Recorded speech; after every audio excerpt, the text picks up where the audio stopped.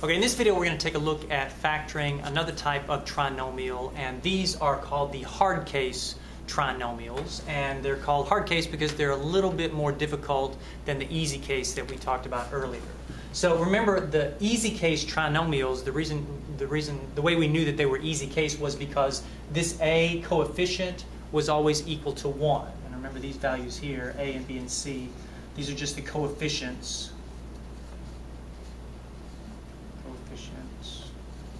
in our trinomial expression. And for the easy case, a was always equal to 1. Well, what makes the hard case trinomials is that the a value is not equal to 1. It's going to be equal to some other number, and that makes these a little bit more difficult. Now, the good news is we can still use the diamond method to factor these trinomials. We just have to add in a couple of additional steps. So let's take a look at what this is going to look like. Example 1 says factor 2x squared plus x minus 6. All right, so I can see right away this is a hard case trinomial because a equals 2, my b is going to be positive 1, and my c is going to be negative 6. So the fact that a is not equal to 1 means I've got a hard case trinomial. So first I draw my diamond, just like I did before. And now at this point I have to confess that I didn't tell you the whole truth about the diamond method. All right. In the easy case trinomials, remember the number that we would put in here, it was just this last number right here, negative 6. That was always the number that goes in the top. Well, it turns out the number that really goes in the top is not just the value of this c term here, it's actually the value of a times c. That is the coefficient of the first term times the coefficient of the third term. So in this case, instead of putting negative 6 in here, it's going to be 2 times negative 6, which is negative 12. And when I say that wasn't quite the whole truth, notice that when you're doing an easy case trinomial, that a value is always 1, so a times c is always just going to be 1 times c, so it ends up just being that c value. Well, when you're doing a hard case trinomial, this value is not 1, and so you have to multiply that by the c term. All right. So my number that I'm going to be trying to find, two numbers that multiply to give me this number, that number's got to be negative 12. 2 times negative 6 is negative 12. And my b value is the same as it was before. In this case, my b value is positive 1 because I've got an implied 1 there for a coefficient. So this is positive 1. So I just need two numbers that are going to multiply together to give me negative 12 and then add together to give me positive 1. Well, you're probably starting to get pretty good at picking these numbers out. I know that two numbers that multiply together to give me 12 are 3 times 4. And if I want to multiply these numbers together to get negative 12, that means one of them is going to have to be negative and one's going to have to be positive. And since I want them to add together to give me positive 1, I'm going to need this one to be positive and this one to be negative. So just to check, negative 3 times positive 4, that's negative 12. And then negative 3 combined with positive 4, that gives me positive 1. Okay, so now I got all my numbers. Now at this point, if it was the easy case, we'd basically be done. We would just draw our parentheses here and we'd put x minus 3 and x plus 4. We can't do that in this case because, again, our a value is not equal to 1. So we've got a couple more steps to do. So what we do at this point, now that we've got these numbers, is we're going to rewrite this expression like this. 2x squared minus 3x plus 4x minus 6. Now notice what I did. I basically just took this middle term here, positive 1x, and I rewrote it as negative 3x plus 4x. If I combine these two like terms together, I would just get that middle term that I started out with. And I got these two terms here, my negative 3 and my positive 4, from these two numbers right here. Okay. Now what I'm going to do is I'm going to take this rewritten expression and I'm going to kind of break it into two pieces. This piece right here, 2x squared minus 3x, and then this piece over here, positive 4x minus 6. All right. So this is basically the same thing. I'm just kind of moving those apart a little bit. And the reason I'm moving them apart is because I want to factor out the greatest common factor from these two terms And I also want to factor out the greatest common factor from these two terms. All right, well, I know how to do greatest common factors. So let's see. For these two terms, my coefficients don't have anything in common, but I've got an x in both terms, so I can factor out the x. So what's that going to leave me? X times 2x minus 3. All right? That gives me 2x squared minus 3x. Okay. Here, I can factor out looks like 2 is the only thing I can factor out. So let me say I'll factor out a positive 2. And what am I going to have left here? 2x minus 3. All right, so I've just factored out the greatest common factor from this pair of terms and this pair of terms. Now notice what's in the parentheses here, this expression in the parentheses. Notice that it's exactly the same for both of these. And that's not a coincidence. This is exactly the same, and that's what we're looking for. That's a result of us correctly using the diamond method over here. So now my final step is just to take this expression here, and essentially what I'm going to do is I'm going to factor that out of this whole expression. And that looks like this. I just take this and write it down. 2x minus 3. That's this expression right here. And then my other factor, my other binomial factor, is just x plus 2. And this is the factored form of this expression. And just like always, I can check to see if I have in fact done my factoring correctly. So let's do that.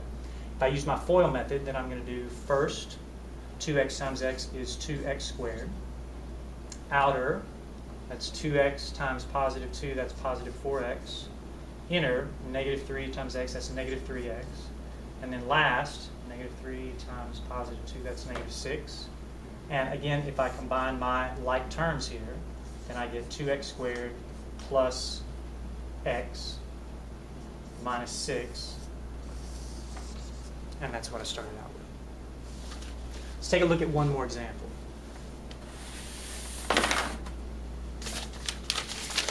Factor 4x squared minus 19x plus 12. All right, I can see right away it's going to be a hard case trinomial because I've got an a value that's not equal to 1. So a is equal to 4, positive 4. B is negative 19. And C is positive 12. All right, so let me set up my diamond. The number that goes in the top, remember, it's not the C value, it's A times C. So 4 times 12, that's 48. Positive 48.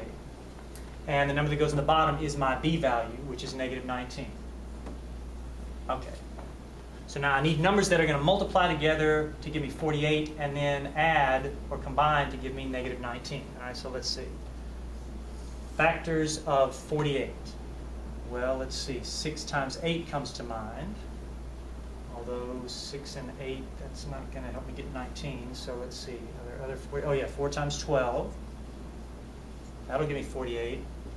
But again, that's not going to help me get to 19. So I'm going to need some more factors. Now this kind of highlights one of the challenges for a lot of students, which is coming up with all of the possible combinations of numbers that multiply together to give you 48. And it turns out there's more than just 6 times 8 and 4 times 12. 48, I notice, is an even number, which means I could have factors of 2 times something. It's going to be 2 times 24. That would give me 48. 2 times 24. Again, that's not going to help me get to negative 19. And now I also happen to know that 48 is divisible by 3. So 3 times, let's see, if I do 48 divided by 3, what do I get? 48 divided by 3 is 6. So 3 times 16 will also give me 48. And 3 and 16 is 19. Okay, now I'm getting somewhere, because 3 and 16 will combine to give me 19. I think this is the pair of factors that I'm looking for. So let's see. 3 and 16. Now let me make sure I get my signs right here. I need them to multiply together to give me a positive number. Okay, I got that. But they got to combine to give me a negative number, so I need to make both of them negative. Now negative times negative is positive 48. and negative plus negative is negative 19. Okay, now I've got my numbers here in my diamond. My next step is I want to break this expression into not 3 terms, but 4 terms. So let's rewrite this. 4x squared, let's see, minus 3x minus 16x plus 12. All right, remember, I'm just rewriting this. I'm basically breaking this middle term into 2 terms using these 2 factors that I found in my diamond. All right, so, and now I want to kind of split these into into 2 pieces so I can find my greatest common factor. So just 4x squared minus 3x, and then I'm just going to move this over a little bit, minus 16x plus 12. And now I want to find the greatest common factor. I want to find the greatest common factor of these 2 terms. So let's see. Looks like x is the only thing I can pull out here. X times 4x minus 3. And let's see, what can I pull out here? 2, 4 will go into both of them. I think 4 is going to be my largest common factor here. And since this one's negative, let me say I'm going to pull out a negative 4. So let's see, if I pull out a negative 4, then that will be, let's see, 4x, right, negative 16x, yeah. And if I take out a negative 4 from 12, then that's going to be minus 3. Negative 4 times negative 3 gives me positive 12. All right, so I've got that. I've got this one factored correctly. I factored the greatest common factor out. And once again, I see that this expression here in the parentheses exactly matches this expression here, which again, that's not a coincidence. That's exactly what we're looking for when we did our diamond method. So now all I have to do is my last step, which is I take this 4x minus 3, that's one of my binomial factors. And my other binomial factor is x minus 4. And this is the factored form of this trinomial. Again, let's check just to make sure. Use my FOIL method. First is going to be 4x squared. Outer is going to be negative 16x. Inner is going to be negative 3x. And last is going to be positive 12. And when I collect up my like terms, my 2 middle terms here, I'm going to have 4x squared minus 19x plus 12, which is what I started out with.